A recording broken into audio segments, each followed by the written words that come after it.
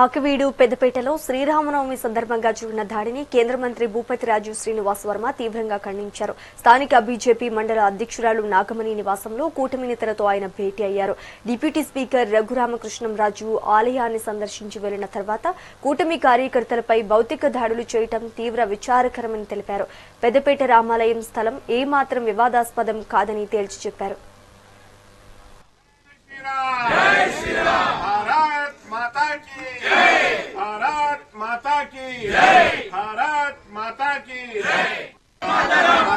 అక్కడ రామాలయం ఉన్నది అనేటువంటి విషయంలో ఏమాత్రం అనుమానం లేదు, ఇంకో రకమైనటువంటి అభిప్రాయం కూడా లేదు. రామాలయం అని చెప్తూనే మేమంతా మతం మారిపోయాం కాబట్టి మీరు ఈ రామాలయం టచ్ చేయొద్దు, దీన్ని పునర్నిర్మాణం చేయొద్దు, అసలు రామాలయమే కాదన్న అనే మాట ఎక్కడా లేదు.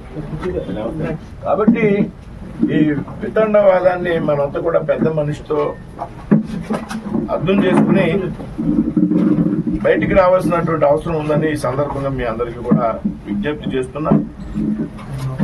కాబట్టి ఇవాళ పెద్దపేటలో ఏదైతే రామాలయం ఉన్నదో దాన్ని ఖచ్చితంగా పునర్నిర్మించేటువంటి విషయంలో ఎటువంటి అనుమానం లేదు, ఎటువంటి వెనకడుగు వేసేటువంటి ప్రసక్తి కూడా లేదు. మీకైనా ఇబ్బంది ఉంటే మీ ఇబ్బంది ఏంటో చెప్పండి, మీ వాదన ఏంటో చెప్పండి. అంతేగాని యావత్ హిందూ జాతికి కూడా ఆదర్శ పురుషుడైనటువంటి రామాలయం పునర్నిర్మాణ విషయంలో మీరు ఆటంకం కలిగిస్తే మీ యొక్క ఆలోచన సరైనది కాదు అనేటువంటి విషయాన్ని చాలా స్పష్టంగా చెప్తాం. అందరం కలిసి రామాలయాన్ని మీరు కూడా భాగస్వాములు కండి దయచేసి.